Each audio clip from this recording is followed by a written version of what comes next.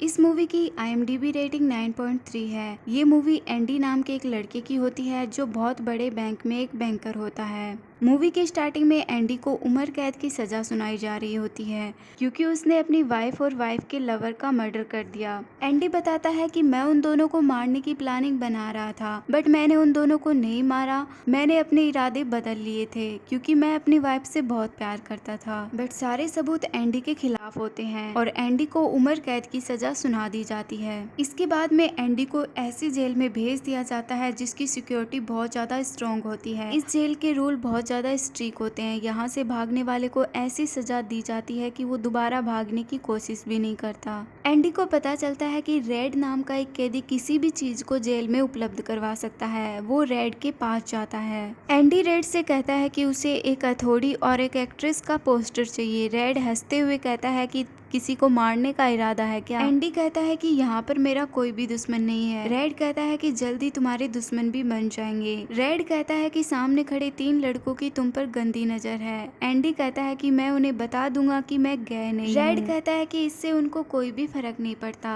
तुम उन तीनों से बचकर रहना। रेड एंडी के लिए एक हथौड़ी मंगवा देता है और वो हथौड़ी बहुत ही छोटी होती है। उसे देखकर रेड हंसने लग जाता है। अब एंडी इस हथौड़ी से कुछ भी नहीं कर पाएगा और वो हथौड़ी एंडी तक पहुंचा दी जाती है। एक दिन वो तीनों लड़के एंडी को पकड़ लेते हैं। एंडी उनसे बचने की बहुत कोशिश करता है, बट वो तीनों लड़के एंडी को बहुत मारते हैं और एंडी के साथ फिजिकली अब्यूज करते हैं। एंडी की बॉडी पर काफी निशान भी बन जाते हैं, बट एंडी ये बातें किसी को भी नहीं बताता। ऐसे ही 2 साल बीत जाते हैं। एक दिन कुछ कैदियों को छत के काम के लिए ऊपर ले जाया जाता है, जिसमें एंडी भी होता है। एंडी पुलिस वालों की बातें सुन रहा होता है, जिसमें से एक पुलिस वाला परेशान होता है कि उसके भाई ने उसे $30,000 दिए हैं, बट उसको कोई भी फायदा नहीं होगा। ये सारे पैसे टैक्स में चले जाएंगे। एंडी उस पुलिस वाले के पास जाता है और उसे कहता है क्या तुम्हें अपनी वाइफ पर ट्रस्ट है? तो पुलिस वाले को गुस्सा आ जाता है और वो एंडी को छत से गिराने वाला होता है। तभी एंडी पुलिस वाले को कहता है कि अगर तुम्हें विश्वास है तुम्हारी वाइफ तुम्हारे साथ पूरी लाइफ टाइम रहेगी तो तुम अपनी वाइफ को $6,000 तक का गिफ्ट दे सकते हो। इस पर गवर्नमेंट तुमसे कोई भी टैक्स भी नहीं लेगी और ये काम मैं तुम्हारा फ्री में कर दूंगा। तुम्हें किसी भी वकील की जरूरत भी नहीं पड़ेगी। बदले में तुम मेरे साथियों को बियर पिला देना। इसके बाद दिखाया जाता है कि एंडी के सभी फ्रेंड बियर पी रहे होते हैं। उनमें से एक एंडी के पास आता है और उसे बियर देता है, बट एंडी कहता है कि वो शराब नहीं पीता। एंडी की बातों से सभी लोग उससे प्रभावित होते हैं। रेड एंडी से पूछता है कि तुम जेल के अंदर कैसे आए? एंडी बताता है कि वाइफ और वाइफ के लवर के मर्डर के केस में, बट वो मर्डर मैंने नहीं किया। रेड बताता है कि मैं भी मर्डर के केस में ही अंदर हूँ, बट वो मर्डर भी मैंने नहीं किया। इसके बाद दिखाया जाता है कि सभी कैदी मूवी देख रहे होते हैं। तभी एंडी वहां से उठकर बाहर की साइड जाता है। बाहर वही 3 लड़के खड़े होते हैं जो अक्सर एंडी का शारीरिक शोषण करते हैं। वो तीनों एंडी को पकड़ लेते हैं और उसे पीटने लगते हैं। एंडी भी उसके लीडर को पीटने लगता है। इसके बाद उनको गुस्सा आ जाता है और वो एंडी को बहुत ज्यादा पीटते हैं। इतना ज्यादा पीटते हैं कि एंडी 1 महीने के लिए हॉस्पिटल में भर्ती हो जाता है। जब ये बात उस पुलिस वाले को पता चलती है जिसके टैक्स के रुपए एंडी ने बचाए थे,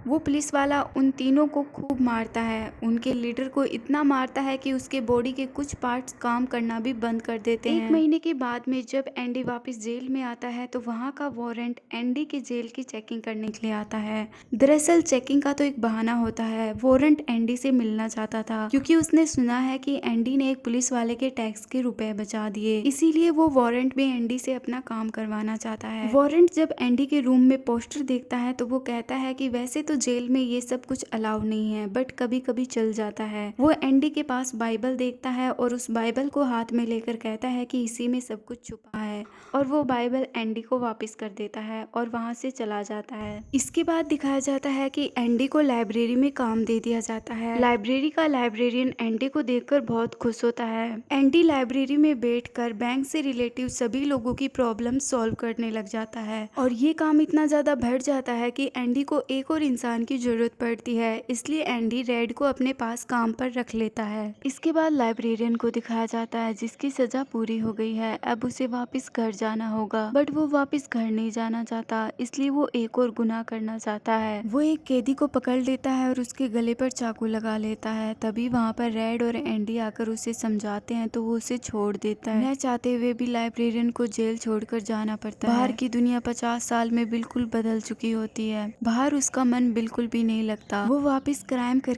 जेल भी जाना चाहता है, बट इस उम्र में वो क्राइम भी नहीं करना चाहता और इस तरह थक हार कर एक दिन वो खुदकुशी कर लेता है। इसके बाद वार्डन को दिखाया जाता है जो सभी को बता रहा होता है कि प्राइवेट कंपनियों में तुम लोगों को मजदूरी का काम करना है। ये सुनकर सभी कैदी बहुत ज्यादा खुश होते हैं कि उन्हें बाहर निकलने का मौका मिलेगा। इन सब में सबसे ज्यादा फायदा वार्डन को होगा। प्राइवेट कंपनियां जो पैसे मजदूरों को देंगी उनमें से आधे पैसे वार्डन खुद रख लेगा, जो कि एक काला धन है, और एंडी इस काले धन को सफेद धन में बदलने का काम करेगा। दरअसल एंडी ने डॉक्यूमेंट्स में एक ऐसे इंसान को जिंदा कर दिया है जो रियल लाइफ में है ही नहीं, और ये सारा पैसा उसी के नाम पर जमा हो रहा है। अगर किसी दिन वार्डन पुलिस के हाथ पकड़ा भी गया, पुलिस सबसे पहले उस इंसान को ढूंढेगी जो कि रियल लाइफ में जिंदा है ही नहीं, वो सिर्फ डॉक्यूमेंट्स में जिंदा है। एक दिन नए कैदियों को लेकर एक बस आती है जिसमें टोनी नाम का एक लड़का होता है जिसे चोरी करने की सजा मिली होती है। खाने के टाइम वो सभी को अपने कारनामों की बातें सुना रहा होता है, साथ ही बोलता है कि मैं हर बार चोरी करता हूँ और हर बार पकड़ा जाता हूँ। तभी एंडी बोलता है कि अगर तुम हर बार पकड़े जा रहे हो तो तुम्हें अपना काम बदल लेना चाहिए। और नेक्स्ट डे टोनी एंडी के पास जाता है। वो कहता है मैं अपनी कॉलेज की पढ़ाई पूरी करना चाहता हूँ और एंडी इसमें उसकी पूरी मदद करता है। टोनी एंडी से पूछता है कि तुम जेल के अंदर कैसे आए। एंडी उसे बताता है कि अपने वाइफ और वाइफ के लवर के मर्डर के केस में, बट वो मर्डर मैंने किया ही नहीं। तभी टोनी बताता है कि मैं जिस जेल से आ रहा हूँ उसी जेल में एक कैदी मुझे बताता है कि उसने एक वाइफ और उसके हस्बैंड का मर्डर कर दिया, बट बाद में पता चला कि वो उसका लवर था और पुलिस को लगा ये मर्डर उसके हस्बैंड ने किया है और उसे उम्र कैद की सजा भी हो गई। यानी कि अब एंडी अपने आप को बेगुनाह साबित कर सकता है क्योंकि अब उसके पास सबूत है। वो वार्डन के पास जाता है और उसे सारी बात बताता है। वार्डन उसकी बातों को इग्नोर कर रहा होता है क्योंकि उसे पता होता है अगर एंडी यहाँ से चला गया तो उसका काला धन सफेद कौन करेगा। एंडी उसे बातों बातों में बोल भी देता है कि वो उसके काले धन के बारे में किसी को भी नहीं बताएगा। वार्डन को लगता है कि एंडी उसे ब्लैकमेल कर रहा है और उसे गुस्सा आ जाता है। वहाँ पर 2 सैनिक बुलाता है और उसे काल कोठरी में बंद कर देता है 1 महीने के लिए। इसी बीच टॉमी का रिजल्ट आ जाता है जिसमें वो पास आ जाता है और रात को उसे वार्डन बुलाता है। वार्डन टोनी को कहता है क्या एंडी बता रहा था वो सब कुछ सच था। टोनी कहता है हाँ वो सब कुछ सच था। वार्डन कहता है क्या तुम कोर्ट में इसकी गवाही दोगे। टोनी कहता है हाँ मैं गवाही दूंगा।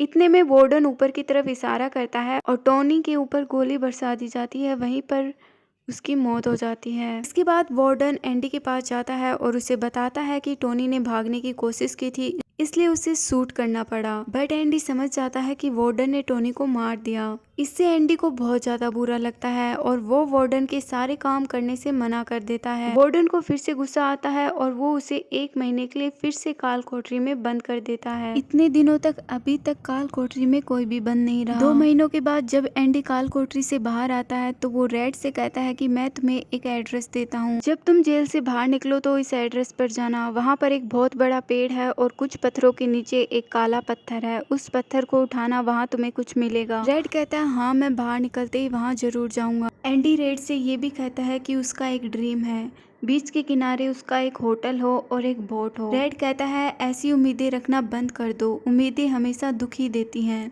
कुछ दिनों के बाद में सभी कैदी खाना खा रहे होते हैं जिनमें से कुछ कैदी कहते हैं कि आजकल एंडी का स्वभाव बदला बदला सा लगता है, वो किसी से ज्यादा बातें भी नहीं करता। तभी एक कैदी कहता है कि आज उसने मुझसे रस्सी मांगी थी और मैंने उसे रस्सी दे भी दी। ये सब सुनकर रेड का होश उड़ जाता है। वो भी जानता है कि आजकल एंडी बदल गया है और रस्सी की बात सुनकर उसे लगता है कि कहीं एंडी आज सुसाइड ना कर ले। दूसरी तरफ एंडी अपने काम पूरे करके वापस आ रहा होता है। तभी वार्डन उसे अपने जूते देता है, साथ ही कहता है कि सुबह तक ये चमक जाने चाहिए। रात हो जाती है, सभी कैदी सो जाते हैं, बट रेड को एंडी की टेंशन होती है। उसे डर था कि कहीं एंडी आज कुछ कर ना ले। सुबह होते ही सभी कैदी अपने अपने रूम से बाहर आ जाते हैं, बट रेड की निगाहें एंडी के रूम पर होती हैं। वहाँ से कोई भी बाहर नहीं निकलता। गार्ड वाला एंडी के रूम में गुस्से से चेक करने के लिए जाता है।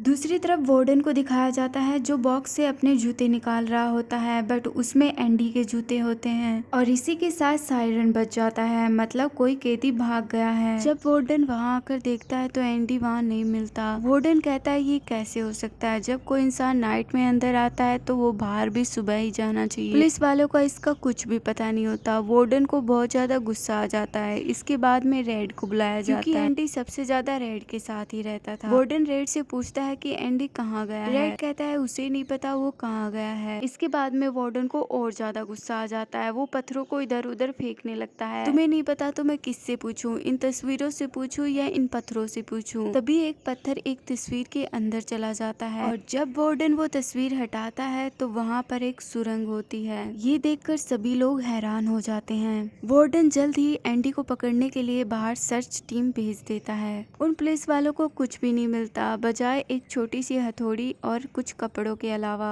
एंडी 20 साल से इसी हथौड़े से सुरंग बना रहा था और जो मिट्टी निकलती वो अपने जेब में भरकर मैदान में खाली कर देता था। उस रात एंडी वार्डन के डॉक्यूमेंट्स की डायरी अपने पास रख लेता है और उसकी जगह अपनी बाइबल अलमारी में रख देता है। इसके बाद में एंडी अपने कपड़ों के नीचे वार्डन के कपड़े पहनता है और उसके शूज पहनकर सोने के लिए आ जाता है। इसके बाद में एंडी वार्डन के कपड़ों को एक पॉलीथिन में रख लेता है और अपने पैर से रस्सी से बांध लेता है। टनल से होता हुआ वो नीचे जाता है जहाँ पर एक बहुत बड़ी पाइपलाइन होती है। एंडी पाइपलाइन को तोड़ने लगता है। इसकी आवाज बाहर नहीं जाती क्योंकि बाहर बारिश के साथ साथ बिजली की आवाज भी बहुत तेज थी। एंडी उस पाइपलाइन के अंदर जाता है और उसके अंदर रेंगते हुए आगे बढ़ने लगता है। इस पाइपलाइन की लेंथ 2 फुटबॉल मैदान के जितनी लंबी होती है। सुबह होने से पहले एंडी बाहर निकल जाता है और तेज बारिश में नहाता है। इसके बाद में एंडी वार्डन के कपड़े पहनता है जो उसने पॉलीथीन के अंदर बांध रखे थे। बैंक की बहुत सारी ब्रांचेस में जाता है जहाँ पर उसने वार्डन के काले धन के पैसे जमा कर रखे थे। वो पैसे ऐसे इंसान के नाम थे जो सिर्फ डॉक्यूमेंट्स में जिंदा है और जेल से एंडी ही उस इंसान का साइन किया करता था। एंडी वो इंसान बनकर उन पैसों को आसानी से निकाल लेता है। इसके बाद में एंडी रिपोर्टर्स को वार्डन के काले कारनामों का सबूत देता है। दूसरी तरफ वार्डन को दिखाया जाता है जो एंडी की बाइबल खोलकर देखता है और बाइबल के पन्नों को हथौड़ी की शेप में काट रखा था, यानी कि एंडी हथौड़ी को बाइबल के अंदर ही छुपाता था। ये देखकर वार्डन बहुत हैरान हो जाता है।